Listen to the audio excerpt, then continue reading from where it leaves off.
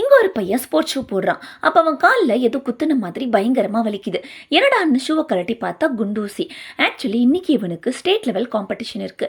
யாரோ வேணும்னே இவன் தோத்து போகணும்னு இப்படி குண்டூசியை ஷூக்குள்ள வச்சிருக்காங்க. வலியை தாங்கிட்டு ஷூவை போட்டுக்கிட்டு லைன்ல போய் நிக்கிறான். அப்போ பக்கத்தில் இருந்தவன் இவனை வேணும்னே கிண்டல் பண்ணுறான். அது மட்டும் இல்லாமல் உன்னால் ஓட முடியாது, நீ கண்டிப்பாக தோற்று போயிடுவேன்னு சொல்கிறான். இவனுக்கு தெரிஞ்சு போச்சு இவன் தான் குண்டூசியை வச்சவனு. ஆனாலும் ரேஸ் ஸ்டார்ட் ஆனதும் கஷ்டப்பட்டு வலியை தாங்கிட்டு ஓடுறான். அவன் தான் ஃபஸ்ட்டு போகிறான்.